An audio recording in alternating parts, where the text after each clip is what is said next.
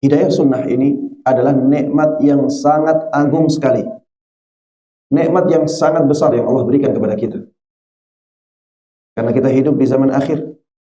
Banyak sekali keburukan-keburukan tersebar di masyarakat kita. Terutama kesyirikan dan kebid'ahan.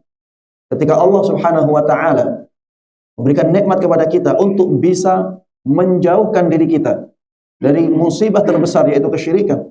Kemudian setelah itu kebid'ahan, maka ini merupakan nikmat yang sangat agung yang Allah berikan kepada kita. Untuk bisa bayangkan, jarak antara kita dengan Nabi Shallallahu Alaihi Wasallam adalah jarak yang sangat jauh. Nabi Shallallahu Alaihi Wasallam hidup 14 abad sebelum kita, bahkan lebih. Tapi Allah Subhanahu Wa Taala menjaga kita untuk bisa mengikuti beliau Shallallahu Alaihi Wasallam dan mengikuti jalan para sahabatnya. Ada banyak asar-asar atau perkataan-perkataan ulama salaf yang menjelaskan akan besarnya nikmat hidayah sunnah ini. Di antaranya perkataan Mujahid rahimahullah, "Ma adri ayyun ni'mataini alayya a'zam." Aku tidak tahu. Ma adri ayyun ni'mataini alayya a'zam. Aku tidak tahu dari dua nikmat ini manakah nikmat yang paling agung.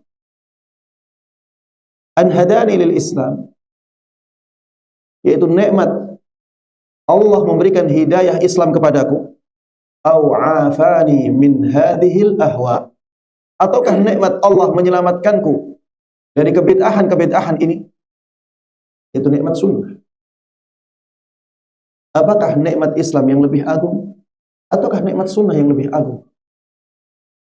Ini menunjukkan betapa besarnya nikmat sunnah. Nikmat hidayah sunnah itu sangat besar. Coba lihat di sana, banyak orang-orang yang sudah mendapatkan nikmat Islam, tapi tidak ada bedanya dengan orang-orang di luar Islam. Karena tidak adanya nikmat sunnah pada diri dia. Yang non-muslim, yang di luar Islam melakukan kesyirikan, dia juga melakukan kesyirikan. Yang di luar Islam melakukan amalan-amalan yang tidak sesuai dengan tuntunan, dia juga melakukan amalan-amalan yang tidak sesuai dengan tuntunan. Yang di luar Islam bergelimang dengan kemaksiatan, bahkan dosa-dosa besar, dia juga seperti itu. Karena tidak dapatnya dia nikmat sunnah. Maka ketika kita mendapatkan hidayah sunnah ini, yang akhirnya kita bisa dengan semangat meninggalkan kesyirikan, meninggalkan kebid'ahan, dan kita juga menjadikan diri kita sebisa mungkin meninggalkan kemaksiatan, apalagi dosa besar, maka ini merupakan kenikmatan yang sangat agung dari Allah Subhanahu wa ta'ala. Ada satu athar dari Fudail ibn Iyad rahimahullah. Beliau mengatakan, tuba liman mata 'alal islami was sunnah. Sungguh beruntung orang yang meninggal dalam keadaan Islam dan dalam keadaan menetapi sunnah Nabi Sallallahu Alaihi Wasallam. Sungguh beruntung orang yang meninggal dalam keadaan Islam dan menetapi sunnah Nabi Sallallahu Alaihi Wasallam. Imam Malik rahimahullah, beliau pernah mengatakan, man mata ala sunnah falyubashshir. Barang siapa yang meninggal di atas sunnah Nabi Sallallahu Alaihi Wasallam, maka bergembiralah, berbahagialah. Imam Malik rahimahullah mengulangi kata-kata ini sampai 3 kali. Berbahagialah orang-orang yang bisa meninggal di atas sunnah Nabi Sallallahu Alaihi Wasallam. Imam Malik juga mengatakan, as-sunnatu safinatu Nuh. Sunnah adalah perahunya Nabi Nuh, bahteranya Nabi Nuh. Itulah sunnah Nabi Sallallahu Alaihi Wasallam. Man rakibaha naja. Barang siapa yang menaiki bahtera ini, maka dia akan selamat. Wa man takhalla anha ghariq. Sebaliknya, barang siapa yang tidak naik di atas bahtera ini, maka dia akan tenggelam. Dia akan binasa. Imam Malik rahimahullahu ta'ala juga mengatakan, man lazima sunnah wa salima minhu ashabun Nabi sallallahu alaihi wasallam thumma mat. Barang siapa yang menetapi sunnah Nabi sallallahu alaihi wasallam Dan para sahabat Nabi Shallallahu Alaihi Wasallam selamat dari ucapannya, selamat dari celaannya. Kemudian dia mati, dia meninggal. Kana ma'an nabiyyin was-siddiqina wasyuhada'i was-salihin. Maka dia nantinya akan bersama para nabi, para siddiqin, para syuhada, dan orang-orang yang saleh. Wa in kana lahu taqsirun fil amal. Kata Imam Malik, walaupun dia punya kekurangan dalam amalannya. Az-Zuhri rahimahullahu ta'ala mengatakan, kana man madha min ulama'ina yaqulun al-i'tisamu bis sunnati najah.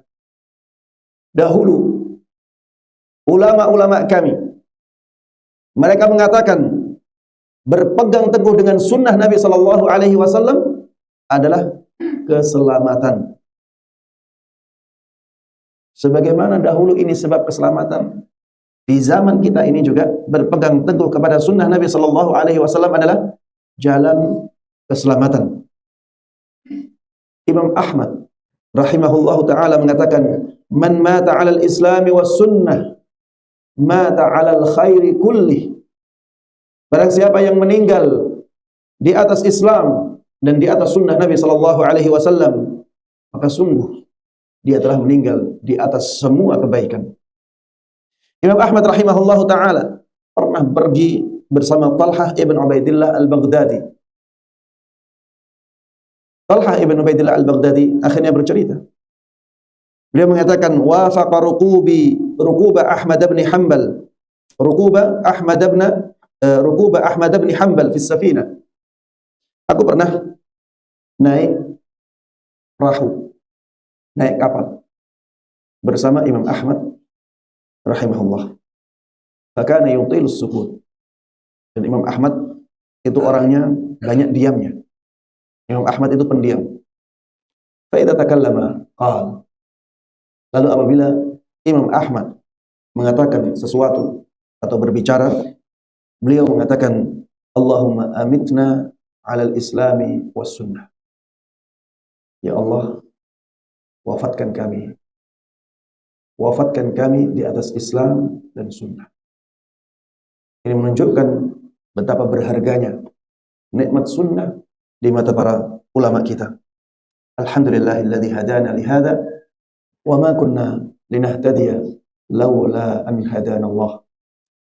Para jemaah sekalian rahiman rahimakumullah. Mengapa hidayah sunnah begitu berharga? Mengapa hidayah sunnah ini begitu berharga? Banyak hal yang menjadi jawaban hal ini. Menjadi jawaban pertanyaan ini. Yang pertama, karena dengan hidayah sunnah ini, akhirnya Allah Subhanahu wa ta'ala menyelamatkan kita dari neraka. Dan masuknya seseorang ke dalam neraka itu adalah musibah terbesar. Musibah yang paling besar adalah masuknya seseorang ke neraka. Na'udzubillahi min dzalik. Siksa yang paling ringan di neraka, siksanya siapa? Abu Talib. Siksa yang paling ringan itu digambarkan, disebutkan oleh Nabi kita Muhammad sallallahu alaihi wasallam. Abu Talib dikasih bara api di ujung kakinya. Tapi dengan bara api itu, otak dia bisa mendidih. Ini siksa yang paling ringan. Kalau otaknya mendidih, bagaimana yang sebelum otaknya? Bagaimana dengan kakinya? Bagaimana dengan perutnya? Otaknya saja mendidih. Dan Abu Talib menganggap dialah orang yang paling berat siksanya di neraka.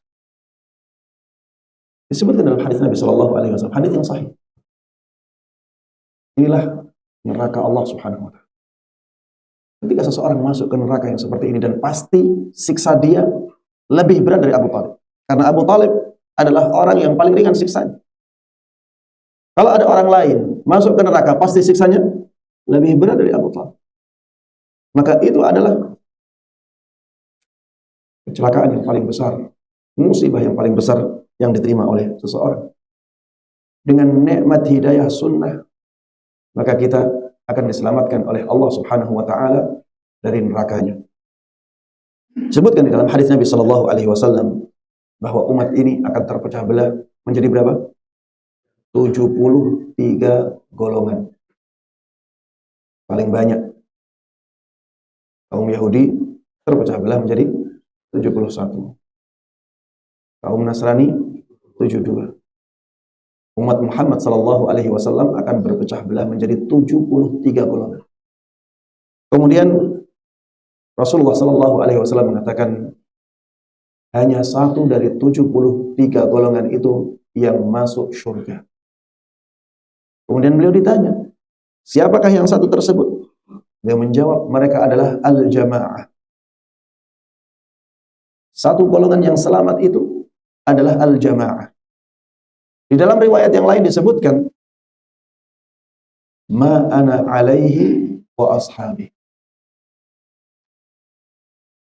Mereka adalah orang-orang yang berada di atas jalanku dan jalan para sahabatku. Mereka adalah orang-orang yang berada di atas jalanku dan jalan para sahabatku. Inilah nikmat hidayah sunnah.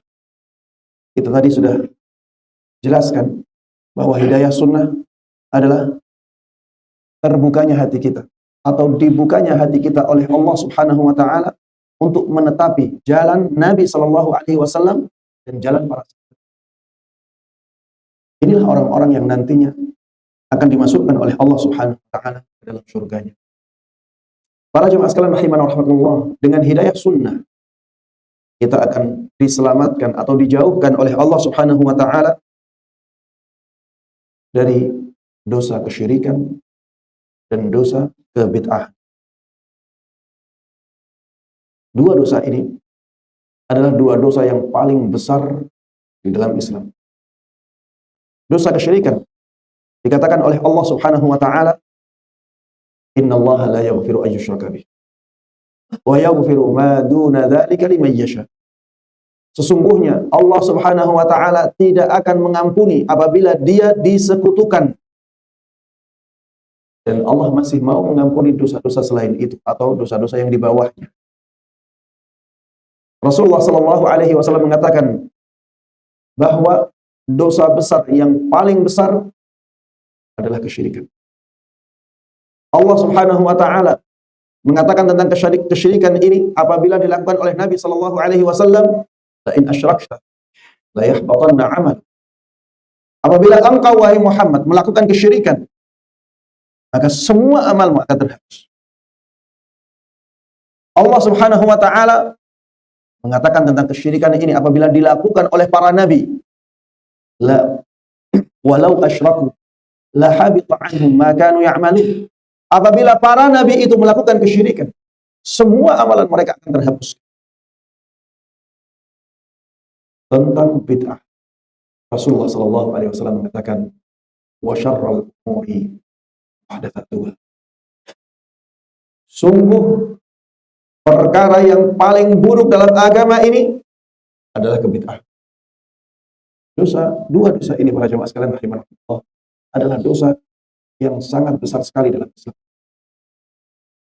Dan ketika kita mendapatkan hidayah sunnah, kita akan semangat sekali untuk meninggalkan dua dosa. Maka bersyukurlah kepada Allah Subhanahu wa taala atas nikmat yang sangat besar ini. Cobalah lihat orang-orang di sekitar. Banyak dari mereka yang awam, banyak dari mereka yang jahil. Dan karena teman-temannya terbiasa melakukan kesyirikan, maka itu yang mereka lakukan. Karena teman-temannya di sekitarnya banyak melakukan kebid'ahan, maka itu yang mereka lakukan. Padahal dua dosa ini adalah dosa yang sangat-sangat besar di dalam Islam. Para jemaah sekalian rahimana wa rahimakumullah, dengan nikmat sunnah ini Allah berikan kepada kita keberkahan hidup.